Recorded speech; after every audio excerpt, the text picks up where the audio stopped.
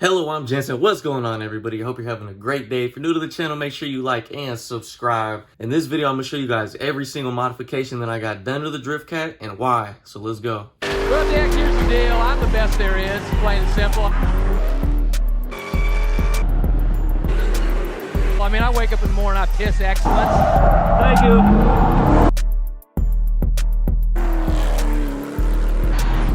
And nobody can hang with my stuff.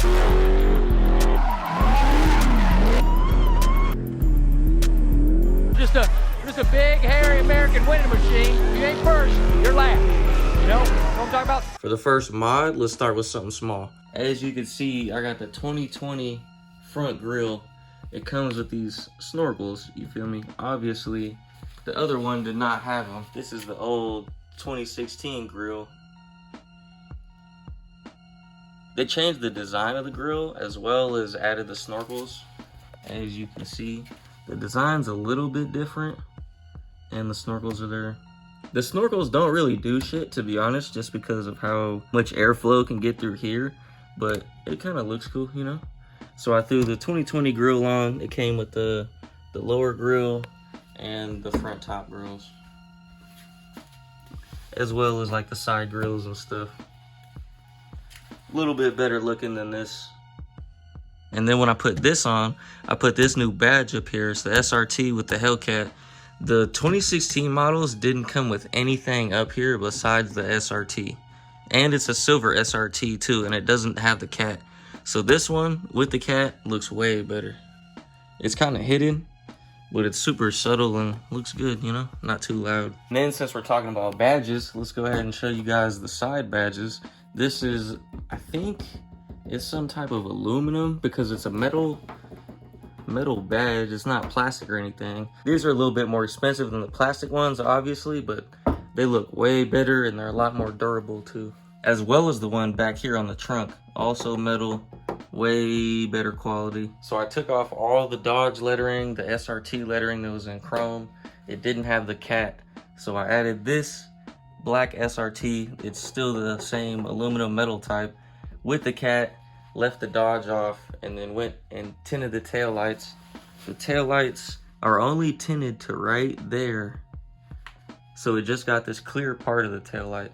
And then I left the red ring. A lot of people tint this whole thing so you won't even see the red ring around, but I like that red strip. Makes it look good. And if you go below the tail lights, we got the 5-inch carbon tips, right? And then we got the aggressive diffuser. It's cool, it's plastic. I would rather have a carbon diffuser, but I like these little fins, so I'm gonna keep this one for now. But yeah, really like the 5-inch carbon tips. Definitely recommended. And now back up at the front of the car. These are replica HELLCAT wheels. I got these, I forgot exactly where I got these wheels from, but they're about $180 a piece. And these brass monkeys right here from the dealer are $1,400. So these versus those, same wheel. The only difference is these are a little bit heavier. I'm not positive how much. And they're a 1/2 inch narrower. So the brass monkeys are by 9.5. These are by 9s. And then once you look past the wheels, you can see back there that I have Demon Performance front brake rotors. These save, I think, 3 or 4 pounds rotational mass of each rotor. So that's pretty crazy. And then I got the Power Stop Extreme. I think they're the Z26 brake pads. They're pretty nice. I'm not gonna lie, I've ran them since I've had these rotors. Haven't had too many problems. You can see that they're a little heat soaked, but that's kind of because of how I drive. And then when we move to the side right here, obviously you cannot see in. I got 5% tint on the front windows, rear windows, and the very back window.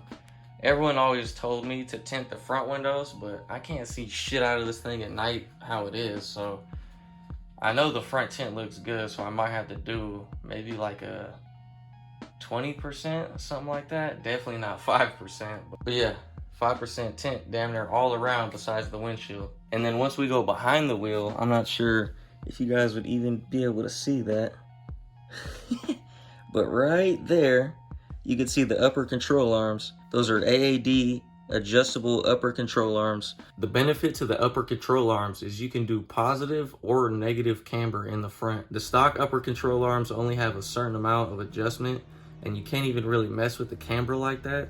So if you want to lower your car, upper control arms are extremely recommended, because otherwise you're not going to be able to adjust the camber in the front, and it's going to be all cockeyed and shit. So if you lower your car, make sure you do the adjustable upper control arms. You can get a little bit more camber. My camber in the front is negative 2.5 degrees. The factory specs I think are negative a half degree or a negative 1/2 degree.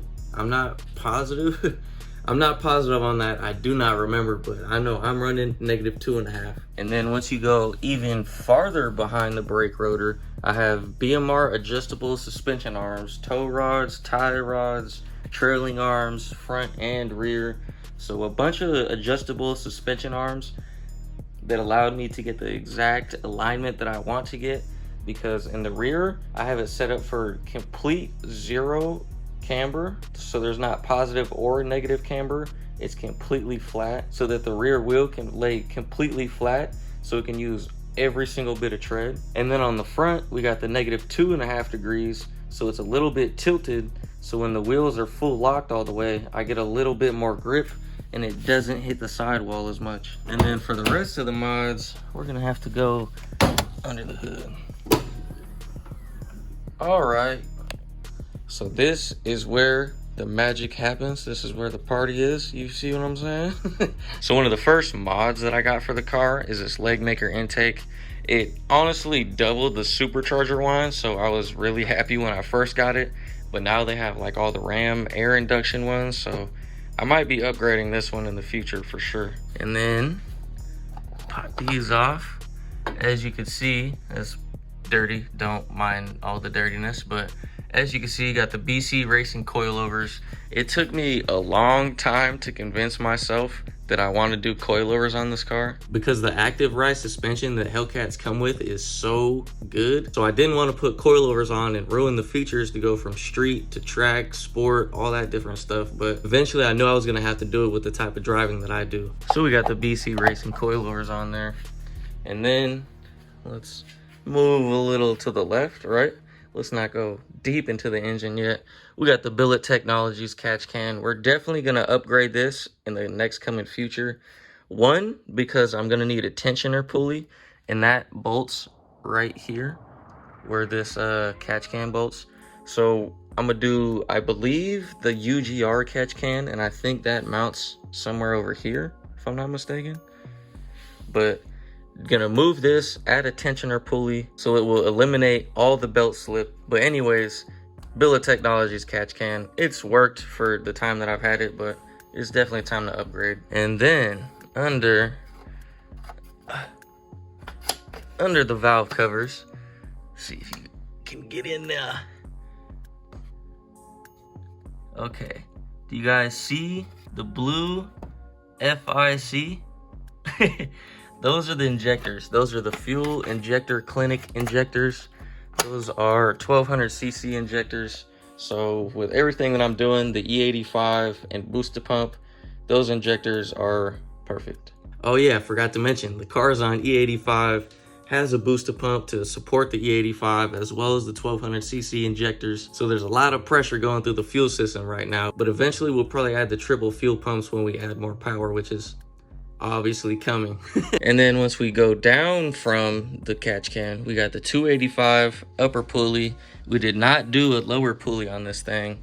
A lot of people do lower pulleys to push more boost out of the motor, but with everything that we did not even need to do that to get the power that we wanted. We got 860 to the wheels, 1,000 to the crank. Again, it has 860 to the wheels, 1,000 to the crank. When I put 1,000 horsepower Hellcat in the title, don't try to get on my ass talking about it's only 860. Stock Hellcats are only 650 to the wheels. Dodge says they're 707.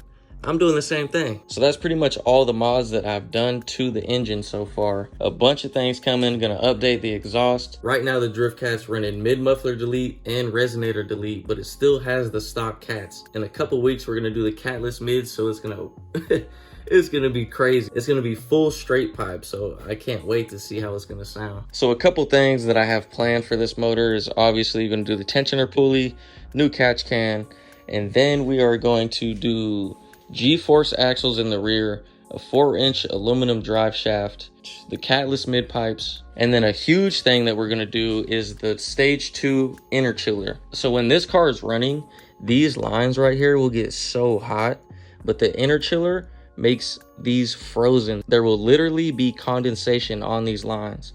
So that will obviously make the car run cooler, more power, run better. And let me go over this for every single person that keeps commenting, talking about you should wide body it, or you should sell it, get a red eye, go get a new HELLCAT. Why in the world would I do that? The wide body's 500 pounds heavier. The wheels are 305s, so I gotta spend twice the money on tires. So there wouldn't be as much sliding, that's for sure. And then why would I buy a new HELLCAT? I would just have to swap everything that I've done to this HELLCAT to the new HELLCAT. But it wouldn't even make sense because this is faster than a HELLCAT, faster than a red eye, and it's faster than a Demon. So why would I buy a new HELLCAT? That doesn't even make sense. Even if this thing has a couple little problems, spending $200-300 to fix a little problem versus going and spending $90,000 on a new car. Think, guys. Come on now, think. I know you're smarter than that. So no, I will not wide body it. No, I will not buy a new car. This thing is perfect how it is. Don't get me wrong though, the wide body looks really good. I just can't sacrifice the 500 pounds that the wide body kit adds just to have fender flares. It doesn't make sense to me. And I've driven a few wide bodies and I like them. They're really nice. You can definitely tell the weight difference. Like a nice wide body Charger, her shit's slower than mine, and you could definitely feel the difference. But that's pretty much every single modification that I have done to the car and that I'm going to do to the car. Few plans for the future, but right now I'm super happy with this build. I hope that answers some of your guys' questions, but it also might raise some more questions. So if you guys have any questions, leave them down below. I'll try to answer all of them. But that's pretty much going to be the end of this video. Thank you guys for watching. I appreciate it. Make sure you like, subscribe, comment, share, hit the bell, thumbs up, all that stuff. Check out the links down below. Still got a few stickers left. Grab some while you can. And I'll see you guys in the next video. Doses.